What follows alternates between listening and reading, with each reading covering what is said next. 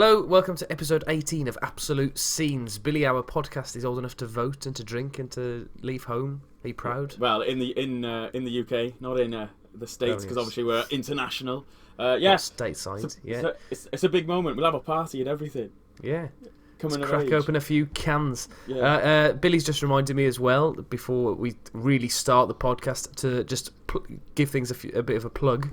So I've done that, and now I'll tell you what our Twitter handle is. It's @ScenesPodcast, so please follow us on there and get any ideas that you want or any responses to questions that we might pose at @ScenesPodcast. And you can email us if you have any longer responses or stories that you want to share with us on perhaps some of our best and worst feature, which is this week I've tweeted out about best and worst five-a-side stories. You can get in touch with us at rouseroach.pod@gmail.com. Billy, five-a-side stories off the top of your head. You got any good ones, bad ones? Well, five-a-side I'm not that bad at. I was terrible at football in general and terrible at sport, but five-a-side I managed to score more than the 2 goals I scored in my entire career in football at 11-a-side. So, but I think it was, when I was just come back from uni, and before I went to do my PGCE, I set up a five-a-side in quotations, like night with me. It was me, my dad, my brother. So at the time I was 21. 4 of my mates, so we were all in our early 20s. My brother was, I think, 14 at the time. My youngest brother, Shaw. And then my dad was he's in his 50s, early 50s. My dad's mate, he was in his 50s. And then we had Bernie, the legend, who was in his 70s going on 80. And he would show us up every week. That's what I found. I play with quite old, or much older than me, and the oldest players are the best ones. They're amazing. Bernie, he played quite a high level in terms of, he played, I think, Welsh Premier League, that sort of level, and when he was younger and stuff. And he was just on the ball. He couldn't run up and down, but he'd sit at the back and just ping the ball, like a Xavi, just passing the ball and all that stuff. Pirlo, that's the perfect example. So yeah, that sort of thing. That's actually where as well I started playing in goal. One of my mates when I was in Cardiff was short one week and was like, "Oh, do you fancy coming along?" We all rocked up at Goal, as it is in Cardiff. There's it's just a massive complex with loads of five-a-side pitches, and their keeper hadn't turned up, so they were all like, who's going to go in goal? And I was like, they were going to do a rotation of every goal or every 2 minutes, similar to, because I played five-a-side with you, similar to how I know you do it. So I was like, I'll go in goal first. It was the goalie was a brother actually turned up, but he didn't play in goal. So I was like, I'll go in goal first. It was tipping it down with rain. And I think we went 1-0 down, and then I didn't concede for the rest of the 2 minute slot or whatever it was. Saved a penalty, and was like, all right, I'll just stay in goal. Just because after that, it was like their first shot. After that, he was just saving everything. Didn't concede for the rest of the game. And the ref was going to give man of the match and stuff like that. He came over to me and was like, mate, you'd have had man of the match if your mate, because I'd set up giving assists and everything. My mate went and scored 6. Edison. Went and scored 6. He said, if he hadn't scored a double hat trick, you'd have had, because it's like an actual league and stuff. So they actually give points and stuff like that. You'd have had man of the match if it weren't for me. And then that was it. I played in goal for them, I think, for a couple of times. Wow. And it's been stuck there ever since. Wow. Amazing. Obviously, I'm terrible when I come and play with you. Yeah, I was going to say, this doesn't sound like the player that I've seen, really. Well, you play like a PE teacher. Yeah. They play on. It's a 3G pitch, so you can. I don't like 3G pitches. You can dive out in goal though. You can. There's a bit of give. Whereas when you play indoors, so it's diving around on that. It's pretty. You're gonna feel that. So but how about you? Absolute nails. Well, the reason I posed the question is because I had certainly my worst defeat ever. The Billy. Yeah, Dad's just come in and he's trying to find something in the office. Oh man! Interrupting the podcast, trying to get now we have to put featuring Billy's dad in the podcast title. Anyway, go on. So we nearly had a 30-goal defeat on Saturday. Oh wow! I don't know what it was. We've had a similar kind of team the last few weeks, and we won last week. We tend to go behind by a lot. We 10 goals behind at one point. I was going to say when I played with you, it was a drumming. Well, this was even worse than that. Yeah. So I was feeling terrible. I barely slept the night before because I had a terrible cough and stuff, and I think I actually overdosed on cough medicine because I kept having strange visions of my goldfish dying and stuff like that. It was really weird. Oh no, the trauma. I know. And so I did go, but I couldn't really play. I was couldn't breathe really, and we lost 28-5.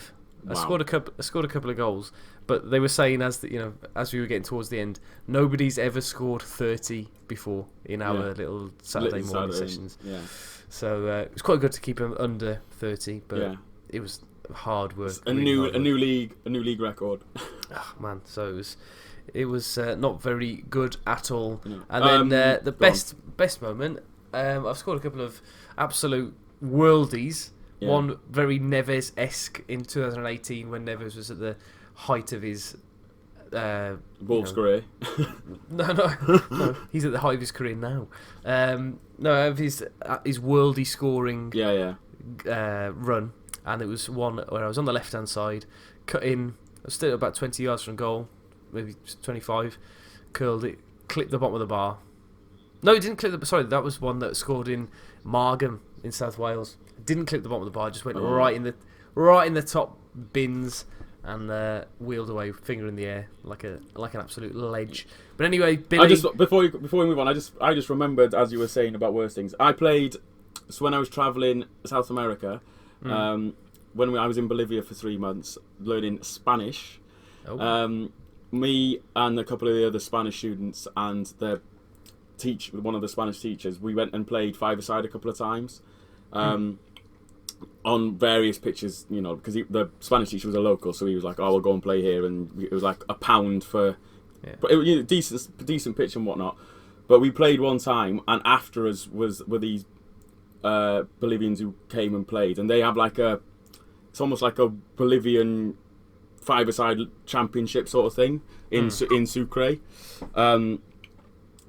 And the teacher is pretty well known. He's actually moved to Aberystwyth now. Wow. I think I've spoke to you about him before. So he's moved to Aberystwyth. That's a really funny thing to just drop in. This chap from Sucre is now living in Aberystwyth, which for those of you who aren't sure what Aberystwyth is, it's a town not far away from me. I was playing in goal for them there, and we played against this team who challenged us. They were like, "Oh, we bet you $100 that we can beat you." So we were like, "All right, fine, fair enough. We'll play you," and stuff like this. And they thought we were this British team that had come over because we just battered this team. But I broke my fingers. Oh God! In Bolivia, 2 of my fingers saved this shot. It bounced off the crossbar, I think, and put my fingers against the crossbar and broke them. So I had to then spend the rest of the few weeks travelling with these broken fingers learning Spanish. So that's probably my worst moment. But anyway, moving on, Tom, as yes, we have got a lot to talk about.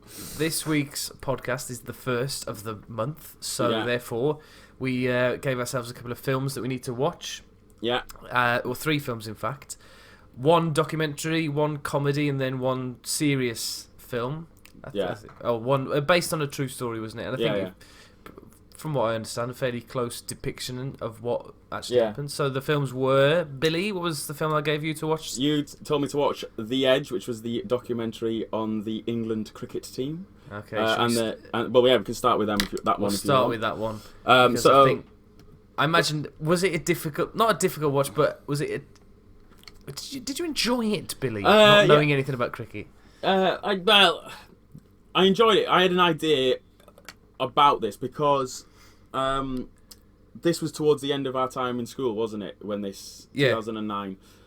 So before that, I remember that one other boy in my form class, and my form teacher used to sit around the teacher's desk, as they all are, and we used to talk about whatever sport was on. in form time. That was basically whatever I did at form time was talk about sport. And the boy was massively into cricket, so he always used to talk about the Ashes and things like that. So this, I remember the start of this story. Yeah. About England being absolutely terrible and getting smashed and all that lot. I enjoyed it. I did enjoy it. I enjoyed the film. Obviously, it's about England rising from number 7 in the world. Well, and if you say number 7 in the world in test rankings, test rankings, there are only 8 teams. Yeah. So it's pretty bad. pretty bad. Because I wanted to check that with you because they were saying, oh, we're near the bottom, and I was like, well, they're 7th, and I was like, oh, so it must be. I presumed it was something to do with that. Yeah. And it was Kevin Peterson had just lost the captaincy. Is that right? Yeah, that's right. And then they gave it to Strauss. Yeah. Yes, correct. Yeah. See, I'm doing well. Yeah. And obviously about them then rising to the top and all these characters who are pretty, well known, I think, now in terms of cricket. Obviously, I think Flintoff is probably one of the most well-known cricket players, I would say. If you were going to ask anyone genuinely to name a cricket player, just because of what he's gone on to do afterwards, I think he's the most well. But Swan in particular as well, because he's on Question of Sport, I think, or has been on. Has he been on? He's not. He's probably been on. He's not. You're thinking of Phil Tufnell. Tufnell, yeah, that's captain, who it is. Yeah. Captain. Broad as well. Still play. Is he still playing? He's still playing. Yeah, Anderson's still playing. Anderson. I know. Anderson's a Burnley boy, so I knew of yeah. Jimmy Anderson. Trot, obviously, and all the stuff that went on around this. Flower, and the coach going up and stuff. But yeah, it was good. It ended. Obviously, it was a strange film because it built it all up to this high, and I was expecting it to finish there, and then I looked at the time. I was like, it's only been on an hour. Thinking there's another half an hour, so I was like, what's going to go on next? Because I think when I was up at yours last, there was a documentary or there was something on TV about Kevin Peterson and the fallout and all that. So I thought, I've actually seen this half of, once it started going into it, I thought, I've seen this half of this documentary, and then, but obviously I hadn't. So it was strange because I was thinking, piecing it together and stuff. So I did find it really interesting. The ending obviously was a bit of a, at the end you're a bit like, you feel, you're not feeling a bit sad, or you're like. It doesn't end on a moment of hope, does it? It sort of just goes. No, yeah, and that's the end. Yeah, and it's a pretty. You're like, it hits you hard at the end. Whereas if they left it on that high, obviously it's not the full story because obviously Trot and all the problems that he was suffering from. The Finn was the other. Stephen Finn, yeah. I think has he stopped playing? I don't know. He doesn't play for England anymore. He's I want to say that he's still playing for his county. Because it showed Trot retiring, but it didn't show Finn. But he obviously was talking to Finn about, and he was saying, I'm not playing at the minute and stuff. Yeah, that's one of my favourite bits. Actually, I'm not sure if it's in the film or whether I've just dreamt this up, but it shows Trot retiring in front of an empty Edgbaston on a county ground. But then Alistair Cook retires in 2000. It's the same year. The same 18. Year, I think. I think it's the same. Pretty much the same, or maybe even the same weekend or something like that. It's in front of a packed oval and adored by thousands and stuff. It's just these sliding doors moments that because they were both the greats. Because who was it? Trot, I think, who said one of them said about they're going to miss. Yeah, batting. Not cricket, but batting with. Yeah, that's when he started crying. Where they're crying, yeah. So that sort of stuff. You're like, it's one of those things which puts. I think when that happened, mental health wasn't a massive. It wasn't well known. Does that make sense? Whereas now, you think watch it now.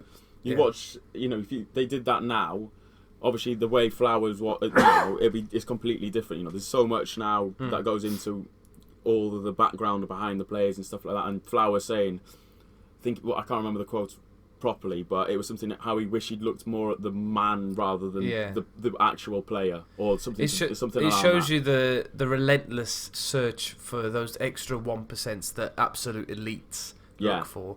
I remember hearing about like Team Sky and the 1% that they go for in cycling as well. Yeah, but I think you are right that they are more concerned about the whole person now. But do you think maybe eventually that will affect these elite performances, and that eventually they'll start declining because that pursuit for excellence with disregard to everything else will eventually perish. Yeah. That was a great question that was.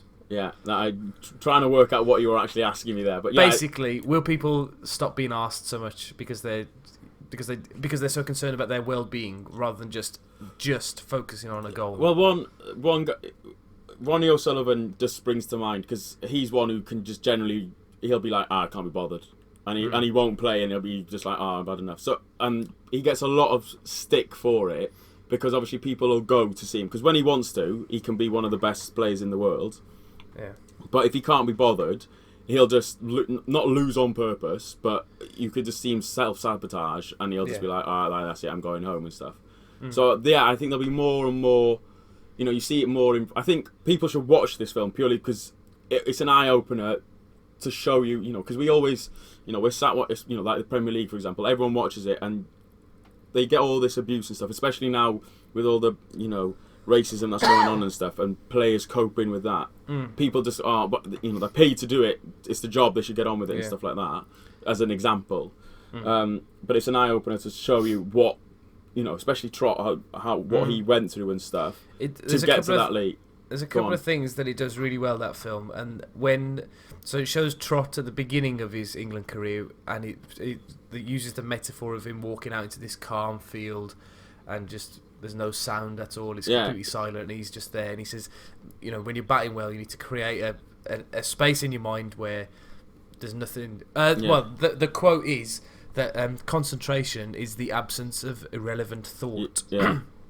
And then it shows him again. Then when he goes out to bat in Brisbane, I think it is. It's on Boxing Day. No, not Boxing Day. It was I think it's the first Ashes Test, which is in Brisbane. I think it's in Brisbane, and he goes into the same field, and it's dark, and there's a city behind him, and there's noise everywhere, and he couldn't concentrate, and he was just his head was he was underwater as well. And they showed he showed him drowning and stuff. Yeah, drowning. It was very, very well.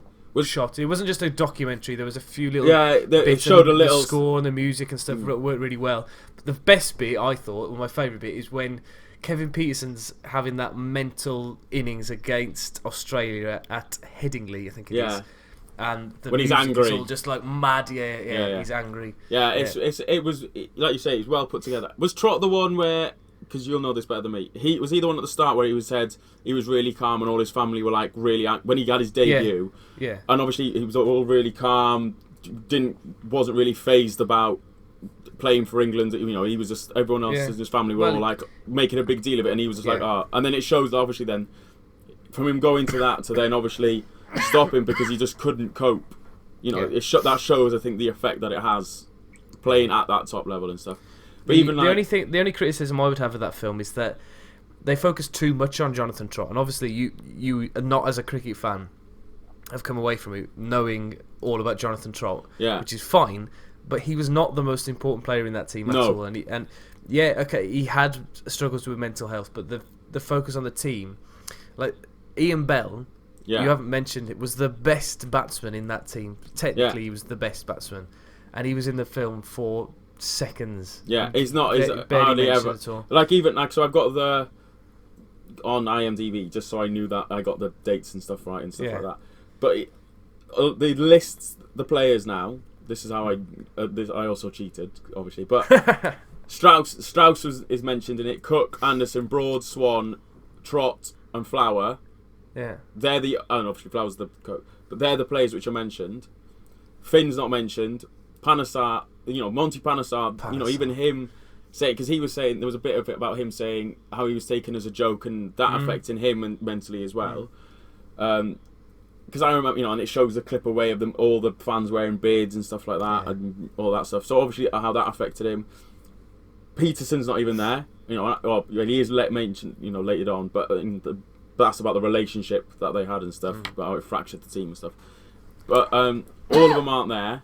Mentioned and stuff, but even because I think that was did that set Broad off?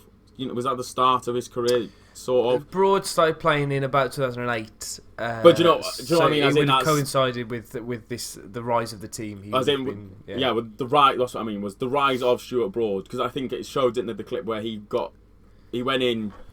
I don't think he was expecting to play, and then he went and got like 5 wickets or something. Yeah, that's right. And stuff. Yeah. So, even the rise for that and stuff, and Swan retiring and stuff like that. Yeah. It focused definitely on. It was nice to see, though. Going back to the trot thing, then focus on something different to the Kevin Peterson. Oh yeah. Because I thought when I started watching and that it turned to that bit, I was like, oh, it's gonna just go on about all this stuff and how, just because I'd watched that clip with it. Whereas if I hadn't seen that, it would have been different. But because it is overdone, and you just think for the players, they must be fed up of talking about it as well. Yeah. Well, Peterson might not be, because you just seem the type of bloke who'd love to just talk about it and stuff. Yeah. But yeah, and obviously then about Cook and his rise as captain and stuff like that and things like that. It'd be interesting to see if they do another one now with your main man, Stokes. Well, it's a bit early yet. As in another 10 years. Yeah, eventually. No, you think now this is what 2009 to 2013. 13. So that's 7 years ago now. As mad as it seems, give it another 5 years before the World Cup. Yeah. That was because that's another question I had, because they won the T20. What's the difference between the T20 and the World Cup? Are they two different competitions, or? Yeah. So the 2020 is a format. They have 20 overs each side, whereas the one-day internationals, they have 50 overs per side. Okay. So it's a slightly longer format, but it's still completed within 1 day. Right. One-day internationals. It's sort of. So the World Cup is the 1 day, is it? Yeah, but there is still a 2020 World Cup. Yeah. But there's less prestige to the 2020 World Cup because it's such a new format anyway. I think the format itself is 15 years old or something, and they've had 6 World Cups or something. They've tried to rush everything.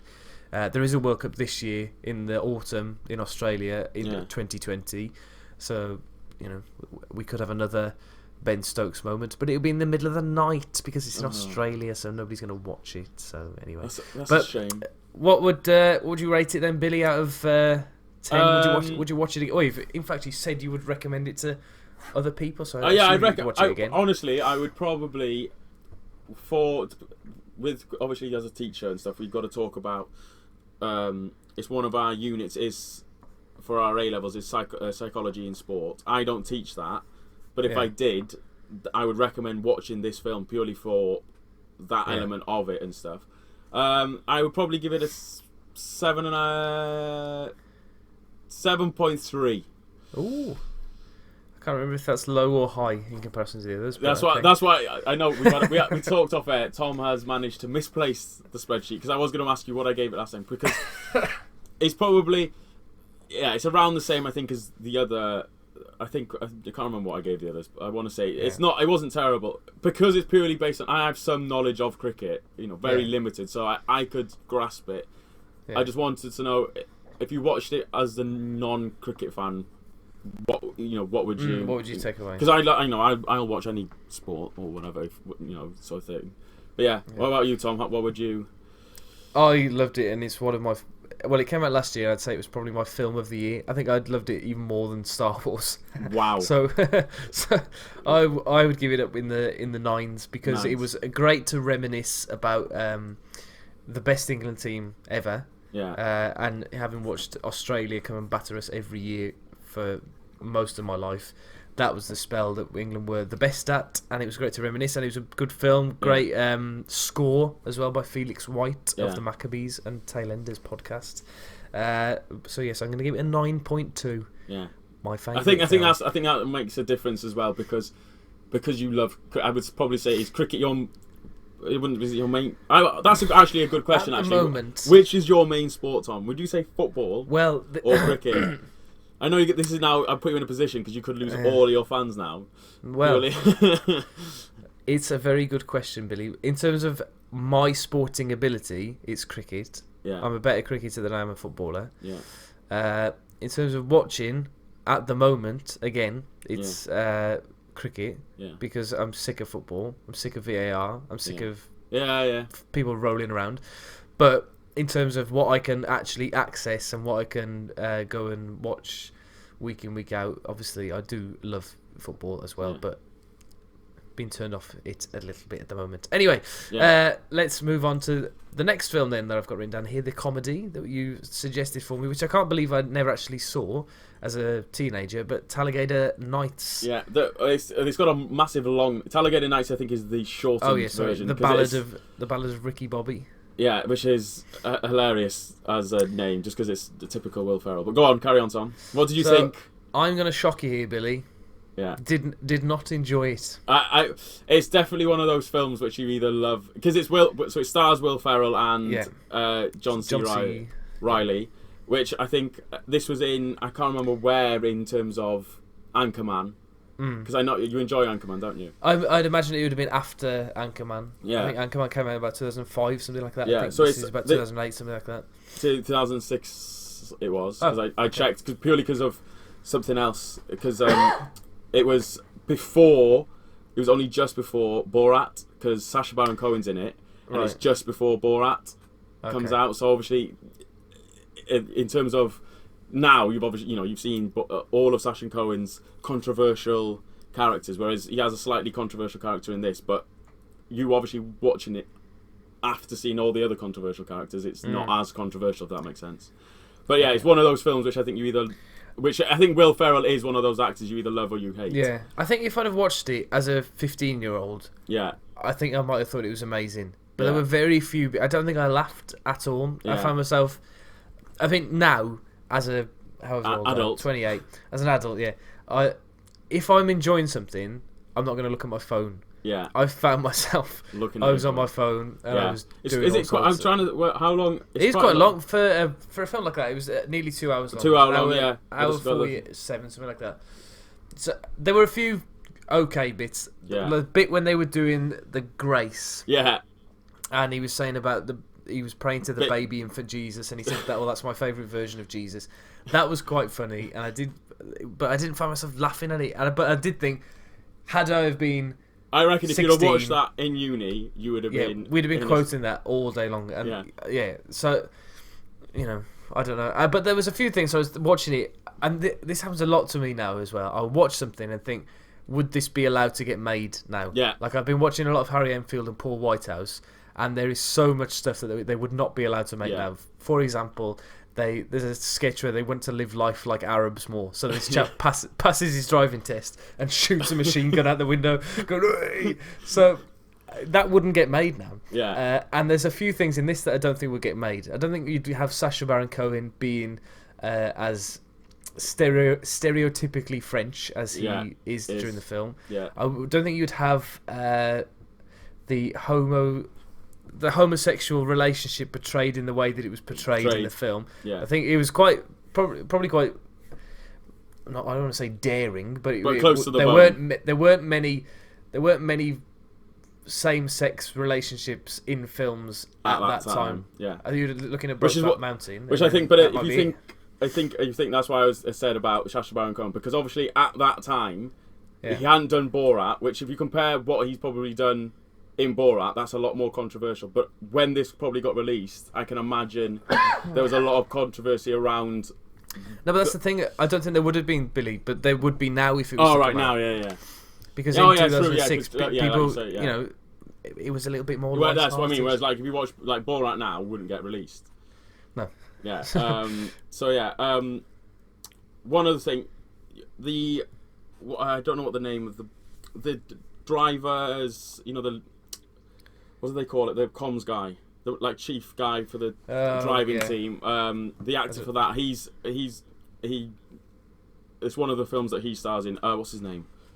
There's a lot. Michael Clark Duncan. He's played, and he's obviously passed away since, because he's in a lot of famous films, 8 Mile and stuff like that. So, which he's obviously a lot well known for. There's a lot of actors in this. I was going to say who are pretty well-known names who have got there's a little group of actors who are in a lot of films, like obviously this film, Anchorman, and Step Brothers, and Blades of Glory.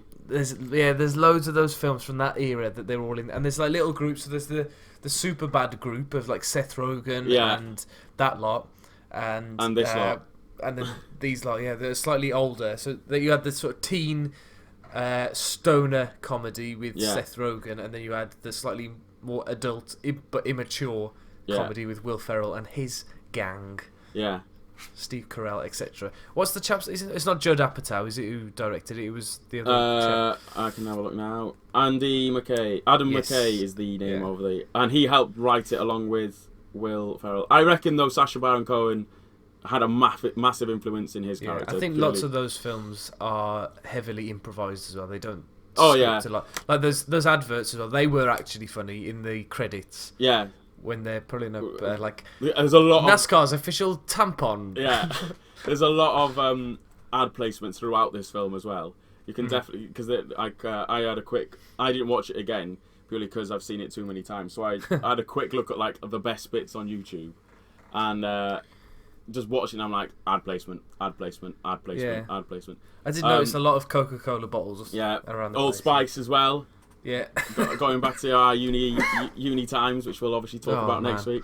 But there was like the shake and bake. Yes, I remember that. I remember finding that funny, and obviously then in breaking his arm, Sacha Baron Cohen breaking his arm because he doesn't know the difference between pancakes and crepes. Yeah, and he's just like, just break my arm. Don't care. Breaks on it, and stuff. I can empathise. It's one of those films. I think for Will Ferrell's, it's probably one. It's not as good as Anchorman or Step Brothers. No, it's not as quotable. No, it's probably Blades of Glory. Probably are on the same level as. I remember watching Blades of Glory's quite. I remember enjoying that, but again, I watched it when age 17. That's what I mean. Whereas I watched this the first time, and I think that's why it has that nostalgia. Yeah, I remember watching it a lot and stuff, but now I watched the best bits and I was chuckling. One of them was the knife when he stabs him because he thinks he's paralysed. Oh yeah, and he stabs himself in the leg, and he's That's just going classic Will Ferrell. Yeah, but it's that's what it is really. It's classic, classic Will Ferrell, but the baby Jesus I think is probably my favourite scene. So I'm glad. I could tell that they wanted that to be the scene that everybody enjoyed because it went on for ages. Yeah, it went on for a lot longer than any other scene in the film. Yeah, and you could just tell that this is them just making things up and improvising, and we'll see how long they can go for. And it must have lasted 6 or 7 minutes. I reckon they cut it as well. I definitely reckon that. I reckon they went on for a lot longer. Obviously now, Tom, are you going to go into your class and tell them if they're not first, they're last? Is that going to be your quote now? I might do. Yeah, that was sports day coming up now. That's all I'll just come. Right, yeah. If you're not first, you're last. No one else gets points. That's how we're going to work this sports day this year. I've lived my life like that. Yeah. But so, what would you give it? I'm expecting a low score here now. Yeah, Tom. I think I've been quite generous as well but I don't want to upset anybody. So I've given it a 4.2.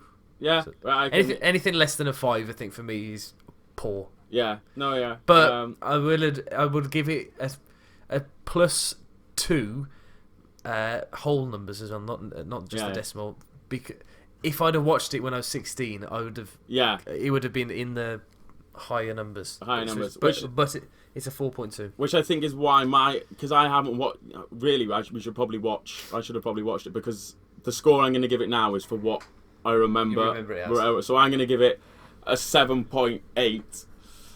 Oh, so only 0.5 better than The Edge. Yeah, purely because it has. I think I'd have given it higher, but watching the best bits, I went. So these were the best bits, and I was only laughing at a couple of them. And I think, Anchorman, in terms of a sports film, it's not that great. But in terms of a comedy and one of Will Ferrell's, I would probably say it's Anchorman, Step Brothers than this. Oh. I can't think of off the top of my head any other. Oh no, actually, the other guys would be above this as well. Well, we could get into a Will Ferrell debate. But yeah, if I was going to rate it on just a sporting film, it would be down with you. Oh. Yeah, if we were going sporting film, it would be a lot lower. But in terms of film overall, yeah, that's fine. Okay, Finally, so then, Tom, the last one. This is the one I'm looking forward to the most. So, I was not looking forward to watching this. Right? Were you not? No, I wasn't, because whenever anybody tells me, and whenever lots of people tell me, oh yeah, it's really good, it is really good. Yeah. Then I just think I'm gonna hate it. Yeah. I'm gonna hate it. So that's why I've never watched. Well, it's one of the reasons why I've never watched Game of Thrones. Yeah. It's one of the reasons why I've never watched Breaking Bad. And all there's been lots of things that people have gone. Oh, you've got to watch it. You would like it. It's like Life for Brian as well. I've never watched that because everybody tells me you will love it. It's your thing. Yeah, I think as well though now. I know we're diverting a bit, but I think that is similar to Talladega Nights, whereas you look back and think now they couldn't get away with it. It's got that sort of edge to it. Do you know what I mean? With the jokes and stuff. You can't. You're going back to Talladega Nights? Yeah, no, as in Life of Brian would be the same sort of thing. Yeah. Oh, right, okay. Just going slightly off topic. Like Life of Brian is that sort of thing. I was on a roll of explaining why when people build up things, I hate them, and I don't look forward to watching it. So I wasn't looking forward to watching it. But then I think it was Saturday night. I wasn't feeling particularly well, and I put it on quite early in the night. It was like it's a really long film as well. Yeah, it was. I've noticed that it's over 2 hours, isn't it? Yeah, it's 2 hours, 2 hours 15. So that was putting me off, and I was sort of accepting. Right, I'm gonna have to watch this in 2 goes now. Yeah. And then, as the first half of the film was going on, I suppose what you describe it as the first 2 acts. Yeah. I thought I'm gonna stop this now because I'm not enjoying it. I didn't particularly enjoy the first half of the film because it just felt like.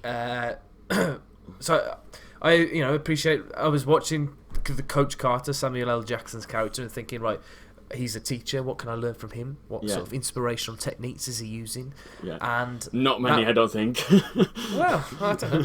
So I was watching that bit, and then it just turned into they're playing basketball, and it was just a basketball game after a basketball game. I was thinking, oh god, when is this film ever going to end? But then I did think, hang on, we're only an hour into this 2 hour epic. Yeah. Because usually you expect a sport film to be, they were terrible, then a coach came in and they won loads of games, and then they won the state championship or something. Great, the end. So then I thought, hang on, something is going to happen here. And it was when they went to the party and he goes and picks them up, then the film started. Then that sort of got my interest.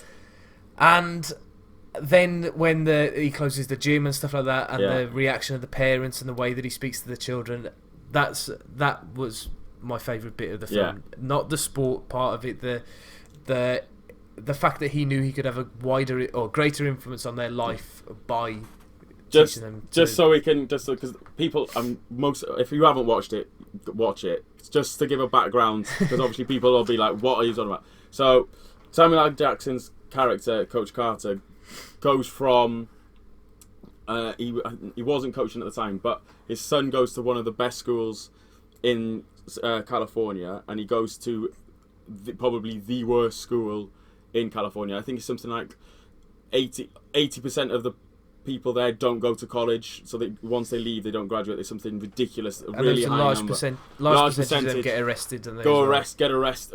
Especially a lot of the team that he coaches are predominantly black. A lot of them are more likely to get arrested than to have a job and stuff like that. So when he goes in, he gets them to sign these contracts where they've got to have a certain grade point average. So basically, they've all got to be achieving a C in terms of, I think that's the equivalent in Britain. And they start doing well, as it's about him. He gets them running suicides and getting them fit and stuff like that. That's in the first half of the film. And then as they start doing well, and he's taught them all about his sister and his mother and all these women for his plays and stuff like that. Start doing well, and then he finds out that they're not turning up to class and stuff like that. So he locks the gym, stops them out, and they're like, you've got to get your grades up and stuff like that. They go to this party as well, and he's slating them. And then the parents are getting involved, as Tom's just said. And this is where it all kicks in. And then he's trying to get them to turn around and says, right, we're not having any more basketball games. They start forfeiting games and stuff like that until they do well. So that was your favourite moment, was it, Tom, where he talks about... there's a speech, I think, is it in the library? Where he tells them about, like we've just said, all the statistics, and because they're obviously all stats heavy and blah blah blah in basketball films. All the kids are like, "Oh, I've got this many points. This is my average," and da da da. And he tells them, "Look, you've got a chance now to go against the curve and make a better life for yourself, rather." Because throughout the film, Junior, I think his name is, one of the starting players. His relationship with his girlfriend is featured predominantly through it as well. Probably the most out of all. Him and Cruz, they're the two characters I think whose lives, their stories have run alongside it, where Junior's and his girlfriend has got a teenage pregnancy, and what their relationship and how that's going to coincide with what they want to do. And then Cruz is another player whose family or cousins and stuff are heavily involved in crime and drugs and stuff like that, and him turning his life around and stuff like that. They're the two predominantly stories that run alongside it and stuff. But yeah, anything else, Tom, that you enjoyed? I don't know what I have done afterwards. So I watched it on Saturday, and then I went into school yesterday. Yeah. And the children that I'm teaching at the moment have not got the most positive attitude towards school and towards work. So I've said to them, look, I know they're only 10 or 11, but I've said, look, this film, some of them had already seen it. Yeah. I said, and the PE chap in my school has said that he would love to just put it on and show children. Yeah. But there's a few bits that are perhaps it's a 12A is the. Oh, it's only a 12. Oh, 12. I thought it was a 15. It's a 12. Well, according to IMDb, it's a 12A, which means they can obviously watch it with. Oh, that's better then. Can they watch it with adult consent, or does an adult have to be present? Something. Yeah. Well, I mean, kids nowadays. As in young, but no, as in Fortnite. Yeah, but as in a child under the age of 12. The way the 12A certificate works, I don't know. Yeah, you can watch it if you're under 12. So yeah. So I've told them to go and watch it, and the fact now that it's a 12A, I feel a bit more relieved. Because it just shows them that these, we are teachers. We're not. They may think that we're being horrible and stuff, but ultimately we would like all 60 children that I'm currently teaching to be successful. Yeah. And alright, the SATs aren't the most important thing in the world, but it gives you the right attitude going into secondary school and the right mindset in towards exams and stuff to be successful. And they're not understanding that at the moment. I thought as I was watching it that this would be the best lesson for them, would be to watch this film, that film. It's even just certain clips of it, So I think it's definitely. I know, as a teacher, it's definitely influenced me because obviously I am a PE teacher, and watching it and stuff, I try, especially at the minute. There's definitely in my school in particular as well. Behaviour is a massive problem in it, and we've introduced if they're not behaving, they've got a behaviour system. They can't go. So similar to how Coach Carter's done it, it's a case of their grade average. Unfortunately, we haven't got that at the minute because once it gets to the year 11s where they're doing the GCSEs and stuff, they are a bit more restricted to what tournaments and stuff they can go to because it's such an important time in their lives and stuff. Whether I can get introduced something like this, that'd be great. But like the lower school, it's definitely, look, if you're not behaving, you can't come, you can't represent and stuff. But it's definitely introduced. One fun fact, Tom. Yeah. Samuel L. Jackson is obviously the main character, the big name that you would say. Did you notice anyone else? Straight away, Billy. Yeah, but who else is in it? It's Channing Tatum, isn't it? As one of the Channing Tatum, yeah, and so that he wasn't the answer. No, yeah, it's his. I think it's one of his first roles. Oh, was it? Yeah, it's one of his first major roles. I think before he went off and did. Yeah, because I was confused as to when this film came out as I was watching it because I didn't know I just pressed play. I was trying to work it out because Samuel L. Jackson didn't look as old as he does now, and then Channing Tatum was in it, but didn't. He sort of looked the same as he does now, but so I didn't know if it was 10 years old, but 2005 I think it came out. Is that right? Yeah, I'm just quickly looking. What I think it is his first one because I'm sure it is. Yeah, 2005 it came out. That's his first film. First film he's credited for is Coach Carter, which is not a bad thing. Think of where he's gone. Gone on to since and stuff. Yeah, he does have his top off quite a lot during that film as well. Which no wonder he has had the roles that he's had. Yeah, which you think what he went on to do afterwards. Where obviously he had Magic Mike. But that was 7 years later. Just because I've got the whole list up there. But yeah, fun. I liked as well that they didn't win.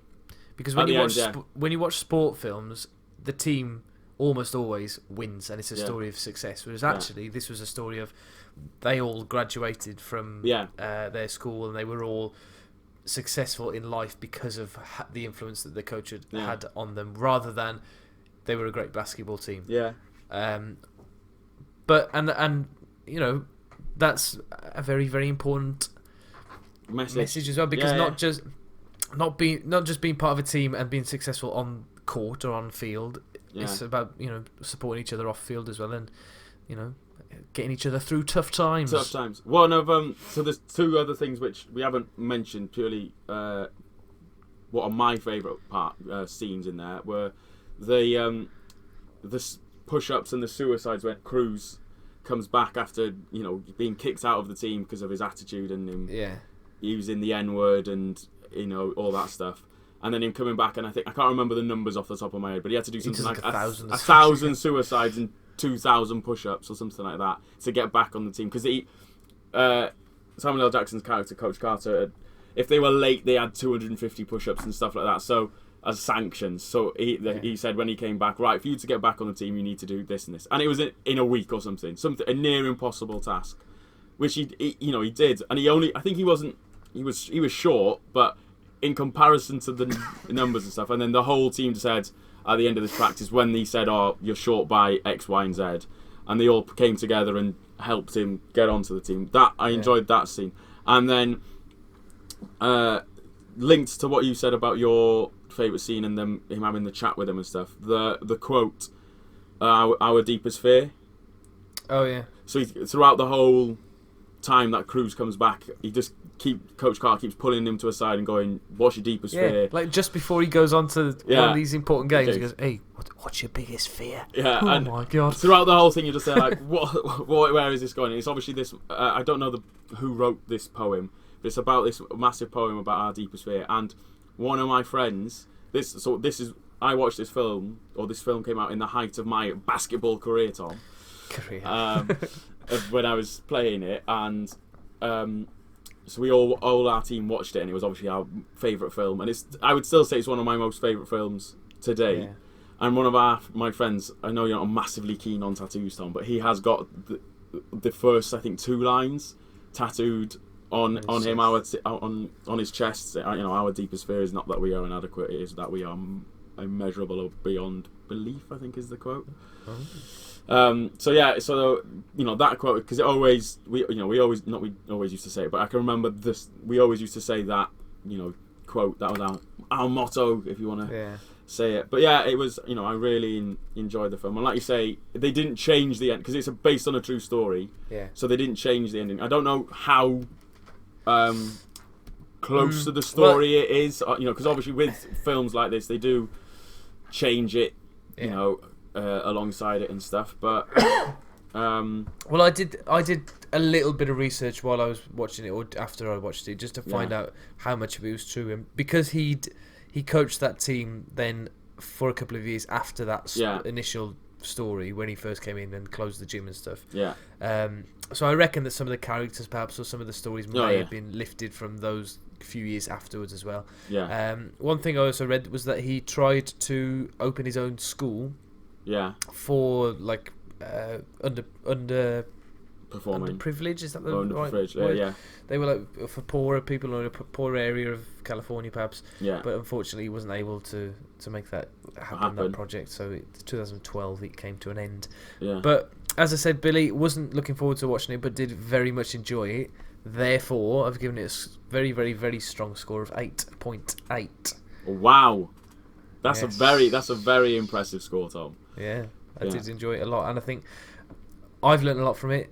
I hope that if my class go and watch it, that they will learn a lot from it as well. Yeah, and, it's not. I think on the whole, it's not just. It's one of those sporting films which is not just about sport, if that makes sense. Yeah, you could watch if you now. Obviously, didn't know very much. Obviously, you're now an expert at basketball, thanks to me teaching you over the last few weeks. But now I think you probably have a better understanding of basketball after watching that film, and obviously, whereas if you compare that to let's just on the flip side, Talladega Nights, which has got you know the Next to NASCAR. nothing about NASCAR. Literally nothing about it. Whereas there's a lot more around the story as well. Yeah. It's one I would say it's in my top 10 films. So it's a 9.3 for me. Oh, 9.3. So better than I feel about The Edge. Yeah. Great. Yeah. So it's definitely up there for me with that film, and I recommend if you haven't seen it, to definitely go and watch it. Purely just because if you love Samuel L. Jackson, because he's just great and stuff. Yeah, but he doesn't say. I don't think he says his catchphrase, does he? No, that he says in every other film. Apart from Star Wars. It is like, but I agree with you about that first half. Just to before we carry on, that first half, you are sat there going, "Oh, I wish hurry up." But that it is, and I completely agree. It's that moment is that party where it finally shifts into. It's finally found its gear because it has got a lot of, like you say, a backstory and like this is this person, this is this person, this is this person, this is this. Yeah. One other thing. Sorry, I know we want to wrap it up. What do you think about his relationship? Because obviously his son leaves this really high performing school, which he could probably go on and get be a whatever he wants. I can't remember what job he wants, but quite easily, and he leaves this top school, which is the team that beat them in the final game, and joins him. What did you think of? Because obviously there's that relationship where he's like, "Oh, I'm promising that I'll do this and this." Well, it shows that obviously he thinks very highly of his father, but then I don't think enough is made of that choice, because I didn't really feel like he'd made this big decision. Yeah, it didn't feel like a big sacrifice to me during the film. Yeah, and then not enough was made of it at the end either. I don't think, but because he goes up because Coach Carter actually went to that school because he's got all the records. And he goes on to his son goes on to beat them all and stuff. There's actually, because I was looking, there's actually a documentary which I have never seen as well, which I think came after, like the real Coach Carter, the real Coach Carter and stuff. So I might watch that as extra homework for us. But anyway, moving on, because I know I don't know how long we've been going, but I know it's going to be getting on. We're on 52 minutes now, so we'll just let everybody know the films that we're going to watch next time. Yeah. So in fact we know now they're all. Well, are they all American? I think they are all American sports, aren't they? Kind of, apart from one. Yeah, one you could say is a more international one, but yeah. You got one for me then, Billy, that you've. So I chose Foxcatcher, which has got Channing Tatum in. Ooh, great. So I can't remember off the top of my head if he's topless in there, Tom. So you might have to be disappointed there. So what's it's about don't give it away. Greco wrestling or Olympic wrestling, and it was made a lot of headlines because it's got Steve Carell? Is that the right name? Yeah, Steve Carell. Yeah, Steve Carell is in it, and he plays a serious role as opposed to his usual, nutty character and stuff. And Mark Ruffalo's in it, who plays the Hulk in not in the Incredibles, the Avengers. Incredibles. It's got. I think it got recommended for loads of awards. Got nominated for loads of awards. I don't know if it won any or anything, but yeah, it's really a good film. It's quite a dark film, probably, if I remember rightly. Nice. But it's something different for you, and I know now you've got a newfound love for Channing Tatum. And what have you've picked for me, Tom? So I've realised very recently that I A, don't know many films anyway, and B, certainly don't know many sport films. Yeah. But this film I remember watching on the way back from America in 2012, when I think it had only just come out. Yeah. And it's about baseball. It's the film Moneyball, which lots of football clubs then try to copy the style of recruitment that this. I can't remember his name, but anyway, I can't remember the team or anything. Yeah. It's Brad Pitt. Brad Pitt and what's his name? Seth Rogen. Is it not Seth Rogen? No, but he's part of that gang. It's the one that's in Wolf and Wall Street as well, but I can't remember his name. Curly hair. Yeah. Yeah, so that's one of my favourite sport films. So if you wouldn't mind, Billy, watching that, and then there's one more that we're So is this one? Have you not watched this one either? I've not watched this one either, and it's been recommended by my good brother Shaw. Which is Any Given Sunday, which coincides. Everybody knows the one speech. Yeah, which is the inch by inch speech. Life's a game of inches. Which what's the name of the actor who is it? Al Pacino. Al Pacino. Al Pacino is that famous, which. I don't know whether that's the only bit of the film which is good, and we might find out that everything else is terrible because there's loads. But it's a film about American football, and because we've just had the Super Bowl, which Tom correctly predicted. Thank well you. done. Expert knowledge. Is expert knowledge. So yeah, I thought there was that one. There's a few other ones which are supposed to be as good, which have got other motivational scenes in, but I thought I think that's probably one of the most well-known ones. I might be wrong. We'll probably get slated now and be like, watch this one instead. But yeah, so they're the three. So we've got Any Given Sunday, Moneyball, and Foxcatcher. They're the three films. If anybody has any suggestions about soccer or association soccer, football films that is not goal, and not Kez, or not long. Is it not Longest Yard? Mean Machine. Mean Machine. Yeah, there's that other one. What's it called? I've got the book of it next door that I've been reading. No, that I've been reading for about 2 years. Fever Pitch. I haven't seen that one. Well, it's like Colin Firth, isn't it? I think it's from the late 80s. Yeah. But it's the book is very famous because it's Nick Hornby, I think it is, talking about Arsenal and his love for Arsenal and how insane he feels sometimes watching them because he goes all around the country watching them, and then it's been turned into a film. So I think it was turned pretty quickly into a film from the book, and it's. I've got a feeling it's based around the 1989 league win. Maybe Anfield. Maybe we'll add that. In fact, we'll add that to next time. We'll have that as our one. Because have you seen it? No, I haven't. I've seen a clip so that of can it. be unless someone can beat that not prediction, that suggestion. Film. Yeah. We'll have we'll watch that one next month for March. Yeah, for March. All that time, mate.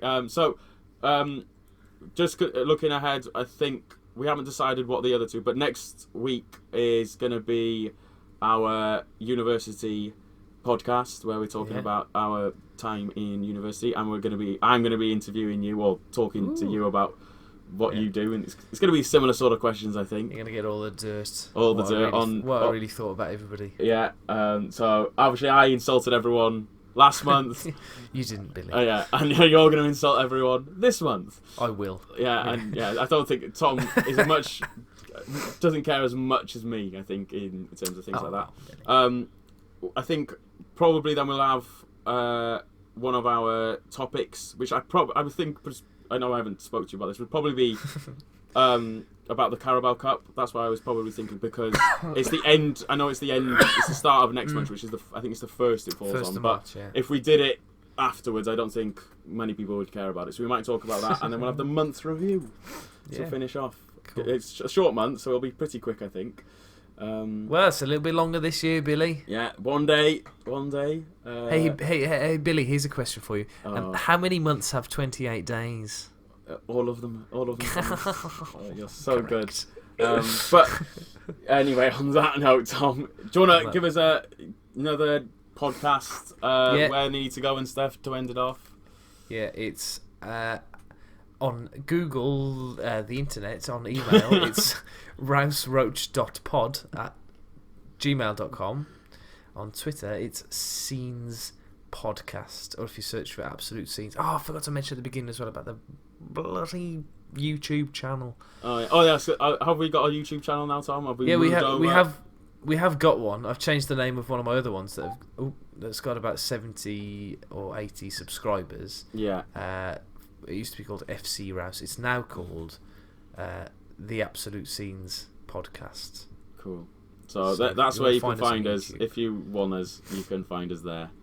And share with all your friends or enemies, depending on... For God's sake, share. Yeah, if you don't like it, give it to your people you don't like. Cool. Yes. So see you next time, everybody. Thank you for listening. Next week. Bye.